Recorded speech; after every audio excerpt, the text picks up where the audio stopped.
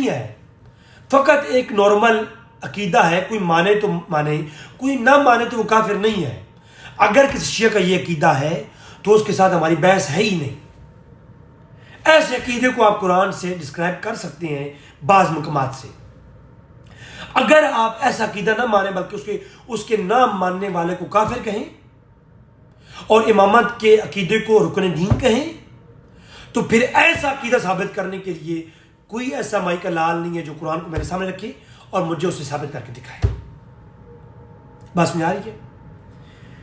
اب یہ شیعہ کا عقیدہ کیا ہے؟ کیا یہ شیعہ فقط اس امامت کے مسئلے کو عام عقیدہ سمجھتے ہیں کہ کوئی مانے تو مانے، کوئی نہ مانے تو کوئی بات نہیں، ایسا عقیدہ سمجھتے ہیں؟ پھر تو خیر ہے، پھر تمہاری بحث ہی نہیں ہے، پھر تو ہم اگر امامت کا جو مسئلہ ہے، عقیدہ امامت کا ماننے والا شخص شیعہ اگر یہ کہیں کہ ہمارے ہاں جو امامت کا عقیدہ رکھتا ہے وہی مسلمان ہے، اور جو اس کو جو ہے بعد از وفات رسول امامت کے عقیدے کا منصوص من اللہ قائل نہیں، ہم اس کو بھی کافر نہیں کہتے، وہ بھی مسلمان ہے، تو پھر تو ہمارا جھگڑا اس موضوع پہ ہے ہی نہیں۔ میں صاف لفظوں میں کہہ رہا ہوں۔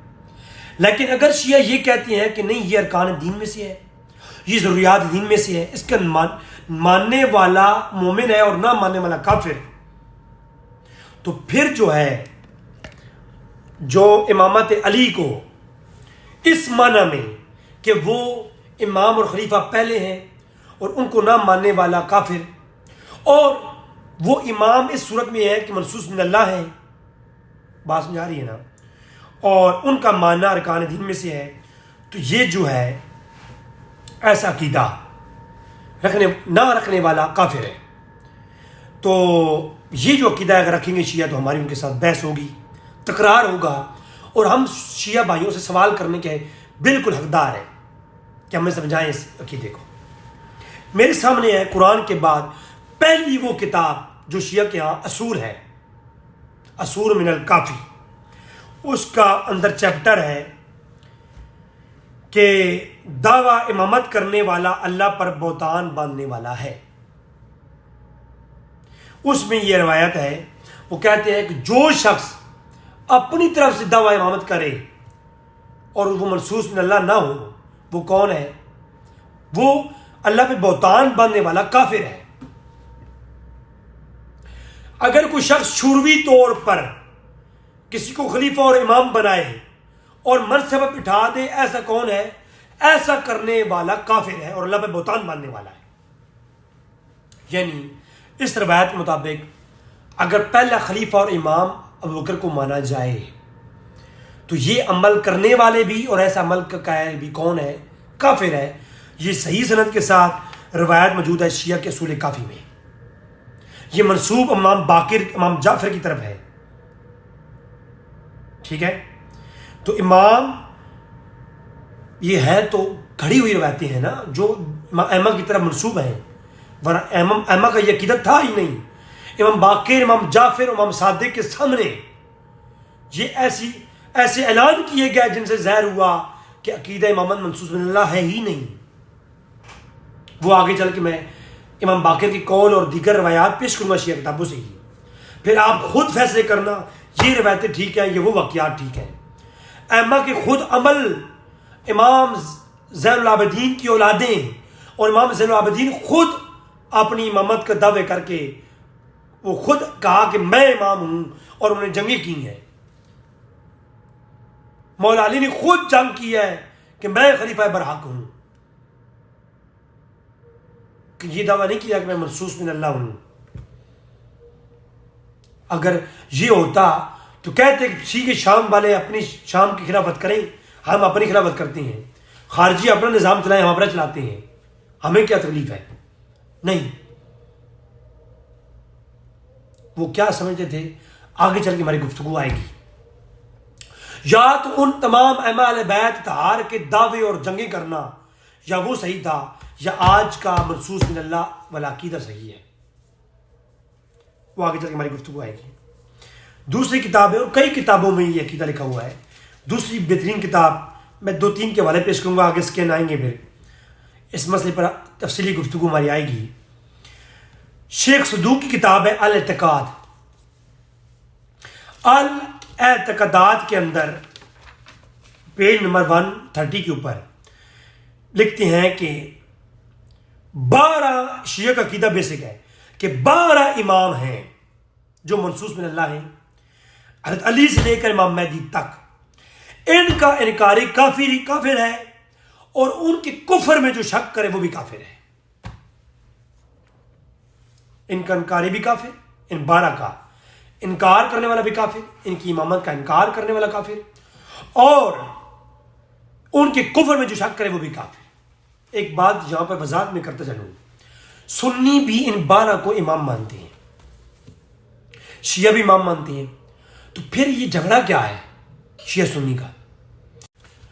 अगर सुन्नी भी ये 12 इमामों को मानते हैं और शिया भी इन 12 इमामों को मानती हैं, सुन्नी भी इमाम महदी कहती हैं, शिया भी इमाम महदी कहती हैं, सुन्नी भी इमाम बाकिर अलैहिस्सलाम कहती हैं, शिया भी इमाम बाकिर अलैहिस्सलाम कहती हैं, झगड़ा क्या है? झगड़ा ये है कि शिया और सुन्नी के इमाम मानने में इख्तलाफ नहीं है, इमाम के अकीदे में इख्तलाफ है। सुन्नी कहते हैं कि इमाम मनसूस मिन अल्लाह नहीं होता, जबकि शिया कहते हैं मनसूस मिन अल्लाह होता है। ठीक है, शिया के यहाँ अकीदा इमामत अरकान दीन में से है, सुन्नियों के यहाँ अकीदा इमामत अरकान दीन में से नहीं है। ठीक है, शिया के यहाँ जो इमाम होगा वही खलीफा होगा और खलीफा बरहक होगा, जबकि सुन्नियों के यहाँ जो इमाम होगा वो जरूरी नहीं कि खलीफा भी हो, इमाम हो सकता है, खलीफा भी हो सकता है, क्योंकि इमाम बाकिर के होते हैं, इमाम बाकिर की औलादें खिलाफत की जो है और इमामत की ऐलान करके जंगी करती रही हैं। इमाम आबादीन के हयात के अंदर उनके बेटे जो है वो जंग करते हैं अपनी खिलाफत मनवाने के लिए, अपनी इमामत मनवाने के लिए। आगे चल के हमारी गुफ्तगू आएगी।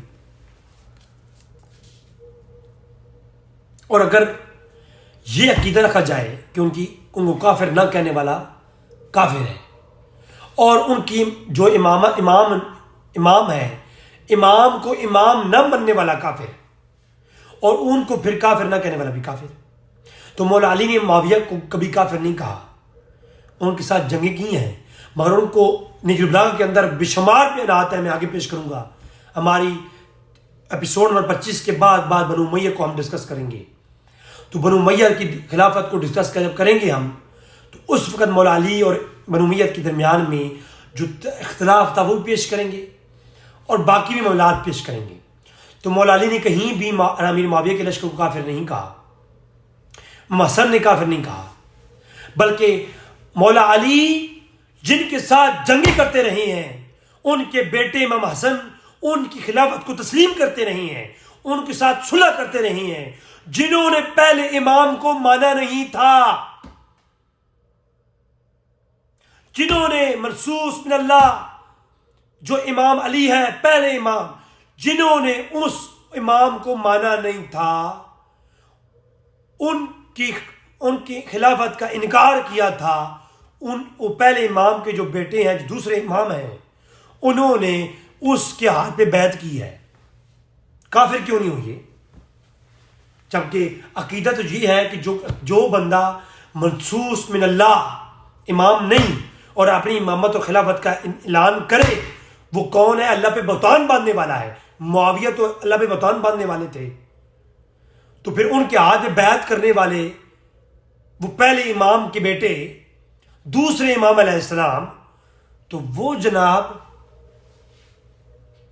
मनसूस मिन अल्लाह इमाम के, जो मनसूस मिन अल्लाह नहीं, जो खलीफा बरहक नहीं, जो इमाम अल्लाह की जानिब से नहीं, उसके हाथ पे बैत करना, ये शरई तौर पर इसकी हकीकत क्या है, आगे चल के वो भी हम शेख किताब से पढ़ेंगे।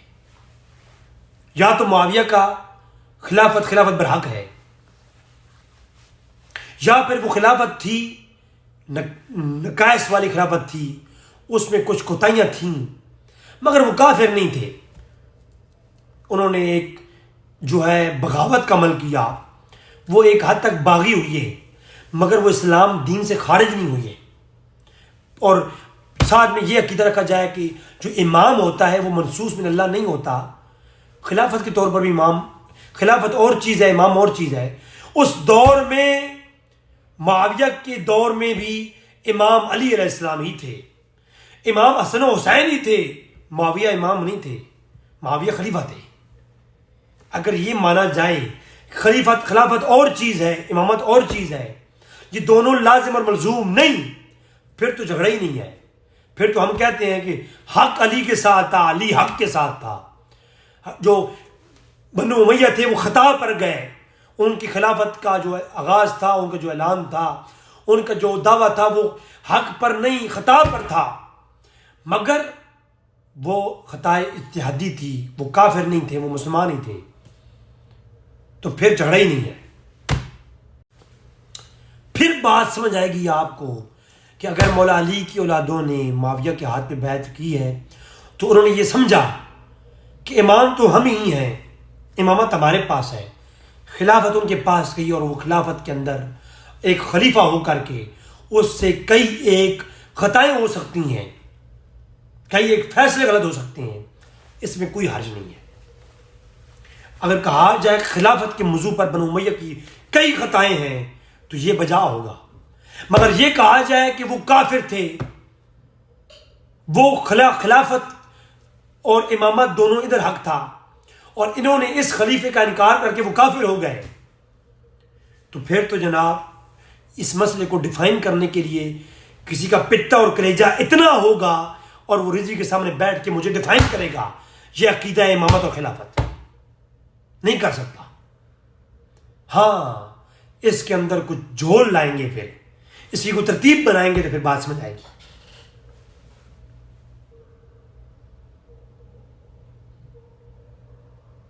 جس نے مولا علی کی امامت کا انکار کیا، حسن و حسین نے اس کی خلافت کو تسلیم کیا. بات سمجھ سے نہیں آتی، بات سمجھانی چاہیے ہمیں. نہج البلاغہ میں مولا علی نے کہا کہ ھذا اخواننا، یہ ہمارے بھائی ہیں. بس ہم بھٹک گئے ہیں، غلط فہمی کا شکار ہے، ہم سے جنگ کرتے ہیں.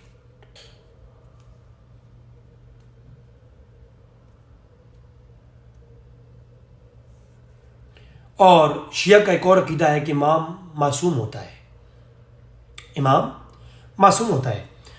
امام حسن معصوم تھے، امام علی معصوم تھے، امام حسین معصوم تھے، معاویہ امام نہیں تھے، لہٰذا وہ معصوم نہیں، وہ ان سے خطا ہو سکتی ہے. تو معاویہ کے ہاتھ پر معصومین نے بیعت کی ہے. کیا خطا کاروں کے ہاتھ پر معصومین کی بیعت اور ان سے صلح کرنا جائز ہے؟ کیا معصومین کا ایک جو خلیفہ حق والا نہیں اور ایک امام نہیں، اور امامت کو تسلیم بھی نہیں کیا، جو امامت کو تسلیم نہ کرے اور منصوص من اللہ امامت ہے، جو اللہ کی جانب سے منصوب شدہ خلیفے کو امام کو تسلیم نہ کرے، وہ تو کافر ہو گیا. اور جو کافر ہو گیا اس کے ہاتھ پر معصوم شخص بیعت کرے. بات کو سمجھ نہیں آ رہی میرے، بس میں آ رہی ہے.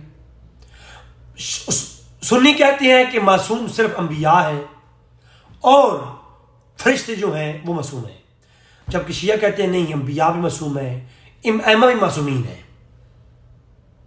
اگر ائمہ معصومین ہیں تو پھر وہ معاویہ کے ہاتھ پہ بیعت کیوں کرتے نہیں ہیں؟ اور جب معاویہ کے ہاتھ پہ بیعت کی، جو امام نہیں، جو خلیفہ برحق نہیں، ان کو تسلیم کیا، تو بڑے بڑے شیعان علی اور شیعان امام حسن و حسین نے یہ کہا، اے آر المسلمین، اے عز المسلمین، کہ اے مسلمانوں کو ذلیل کرنے والے حسن و حسین، اے مسلمانوں کے لیے آر بن جانے والے اور شرمسار بن جانے والے اور مسلمانوں کو ذلیل کرنے والے حسن و حسین. یہ لفظ موجود ہے شیعہ سنی کتابوں میں. تو لوگوں نے امام معصومین کو ہی برا کہنا شروع کر دیا. ان لوگوں نے کہا جو لوگ خود امام کے ساتھ کھڑے تھے، امام کے شیعہ تھے، مولا علی کے محب تھے، جو معاویہ کے خلاف لڑنے والے، جنگیں لڑنے والے تھے، ان لوگوں نے یہ لفظ کہے کہ آپ نے معاویہ سے جنگ کر کے ہماری ناکیں کٹوا دی ہیں. تو کیا یہ جو خطا شیعہ، علی کے شیعہ اور بڑے بڑے شیعہ کے نزدیک امام حسن نے یہ بیعت کر کے ایک معصوم امام نے خطا کی ہے؟ آگے چل کے یہ دلائل بھی دوں گا. میں فقط آج آپ کو بیسک امامت کے کانسیپٹ اور اس کا تعارف دکھا رہا ہوں، دلائل آگے آئیں گے.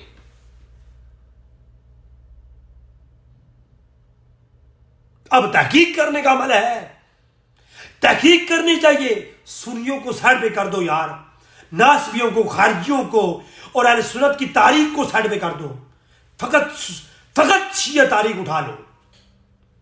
آپ ایک ٹائم کے لیے یہ سوچو ہمارے سامنے صرف قرآن ہے.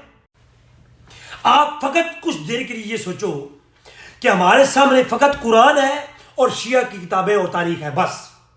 آپ ایک ٹائم کے لیے یہ سوچو کہ دنیا سے اہل سنت کا نام ختم ہو گیا، ان کو سیر بھی کر دو، ان کا ذکر ہی چھوڑ دو.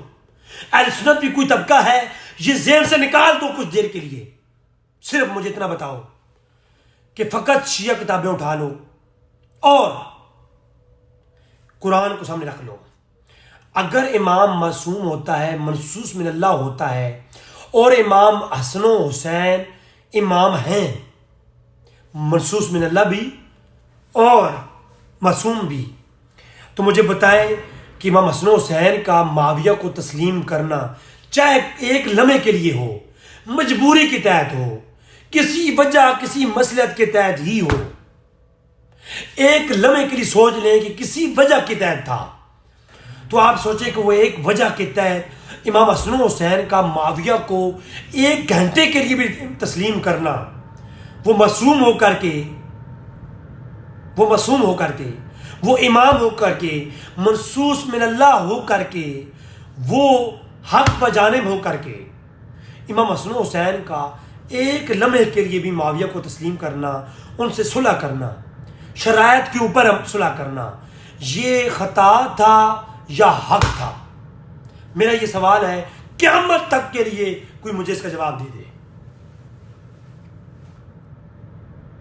بس مجھے اتنا جواب چاہیے کہ بنو امیہ کے ساتھ آل بیت اطہار کے اور علی کے بھائی کا معاویہ کے ساتھ کھڑے ہونا، امام حسن کا معاویہ کے ساتھ صلح کرنا اور لاکھوں دینار تحفے لینا، مجھے یہ بتائیں یہ عمل امام حسن حسین کا خطا بھی تھا یا حق تھا؟ مجھے فقط صرف اس بات کا جواب چاہیے، اس پہ تحقیق کریں. علی نے معاویہ سے جنگ کی، صلح نہیں کی، حسن حسین نے صلح کر لی.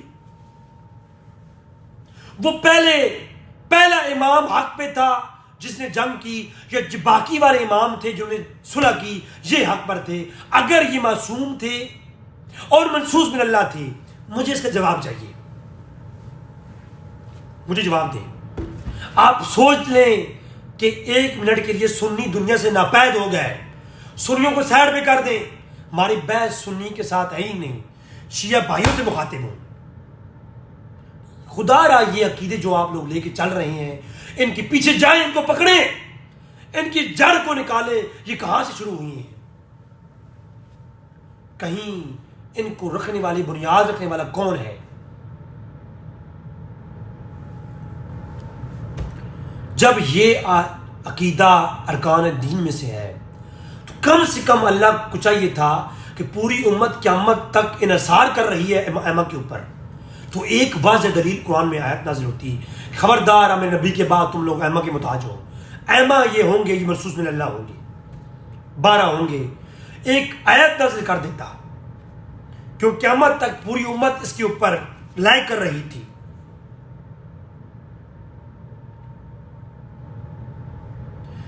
کوئی ایک اللہ کے نبی حدیث بارے فرما دیتے، آخری خطبے کے اندر کہہ دیتے، دیکھو میرے پیاری امت، میں تمہیں چھوڑ کے جا رہا ہوں، تمہیں آج بتا کے جا رہا ہوں کہ میرے بعد جو خلیفہ ہوگا یہ مولا علی ہوگا.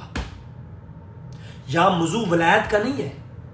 اب کوئی ولایت کو لے کر کے امامت کے موضوع اور اس عقیدے کو ڈسکرائب کرے، نہیں. وہ ولایت، وہ امامت کی آیات کریمہ، اور یہ ولایت کی حدیثیں، یہ تو بظاہر ان کے اوپر میں بحث کروں گا، میں ایک ایک دلیل جو شیعہ کی طرف سے آتی ہے میں سامنے رکھ کے، اسی لیے میں نے یہ 5-6 آیات پڑھی ہیں پہلے، میں شیعہ کی سارے مطالعہ کیا ہے میں نے ان کے دلائل کا، ان کو میں ایک ایک کو سامنے رکھ کے نا میں اسے بحث کروں گا، وہ آگے گفتگو آئے گی، غدیر خم کے مقام کی حدیث کے اوپر بحث کروں گا، میں قرآنی آیات کے اوپر جن میں امام کا ذکر ہوا ان کے اوپر بحث کروں گا، وہ وقت کے ساتھ وہ بحث آئے گی، مگر کوئی ایک واضح دلیل نہیں جس میں یہ کہا ہو میرے بعد 12 امام ہوں گے اور پہلا امام علی ہوگا،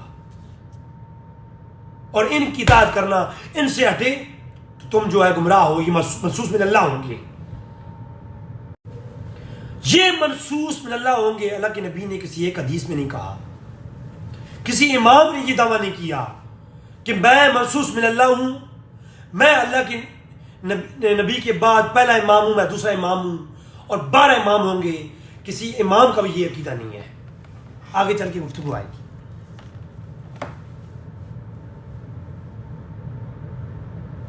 او جی نہیں، وہ تو اللہ کے نبی حدیث کرتاس کا ذکر کرتے ہیں کہ اللہ کے نبی لکھوانا چاہتے تھے تو عمر فاروق نے کہا کہ قلم روک لو، ہے جی ہمارے لیے قرآن کافی ہے، لکھوانے نہیں دیا گیا۔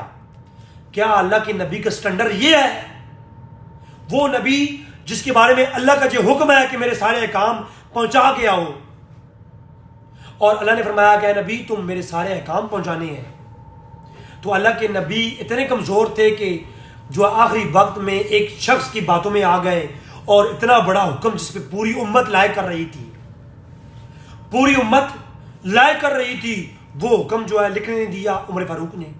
ہم حدیث کرتاس کے اوپر تفصیلی بحث کریں گے، وہ حدیث کیا ہے، اس میں کیا ہے کیا نہیں، وہ ہماری گفتگو آگے آئے گی، فقط میں یہاں ٹچ کر رہا ہوں۔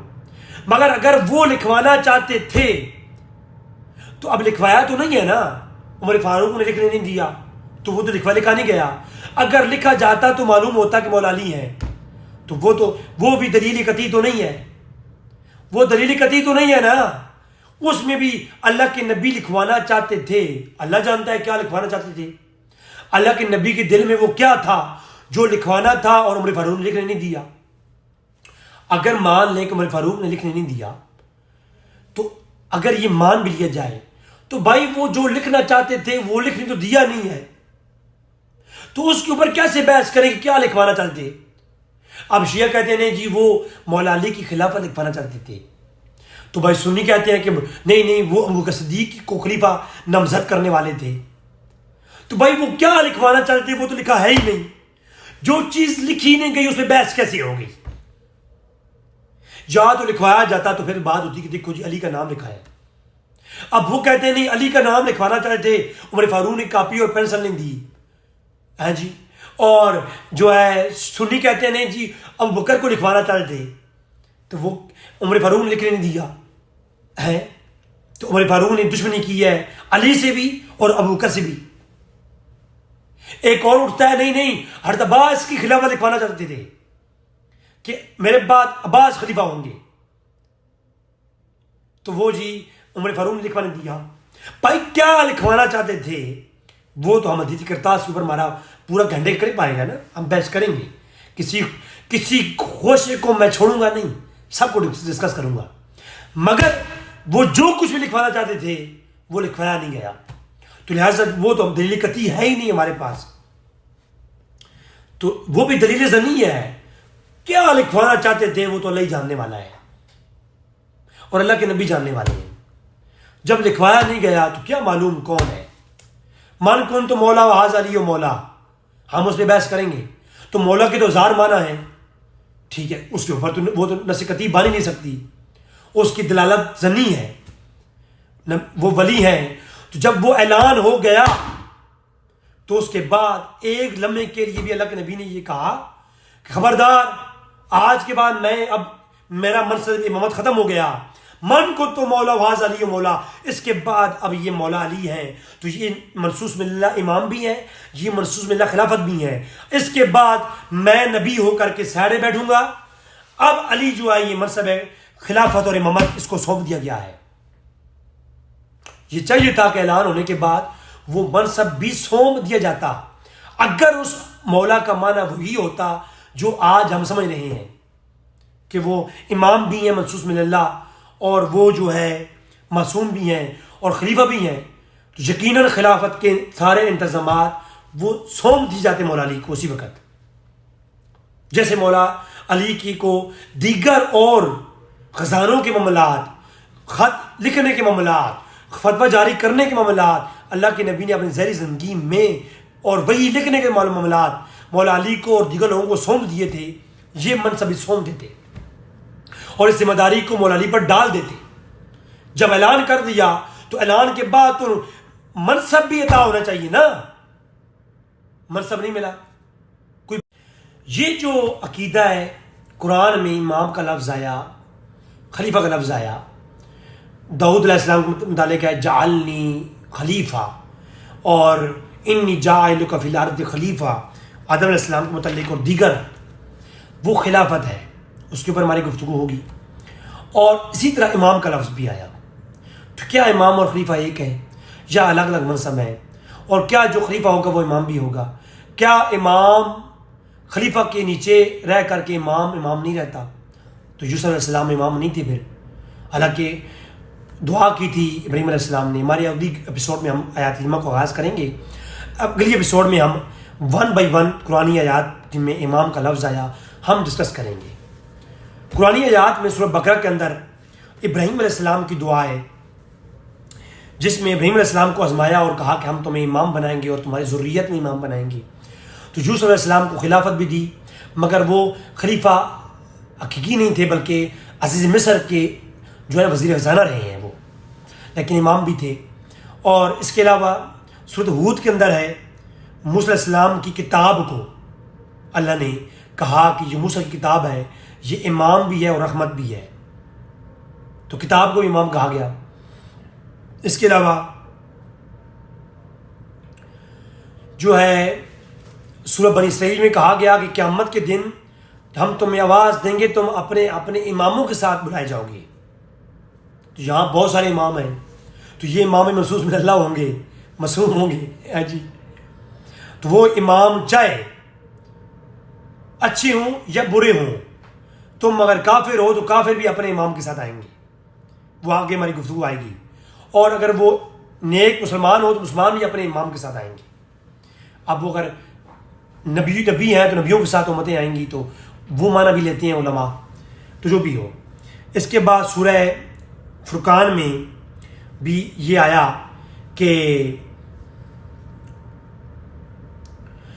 جتنے بھی متقین ہوں گے ہم ان کو امام بنائیں گے.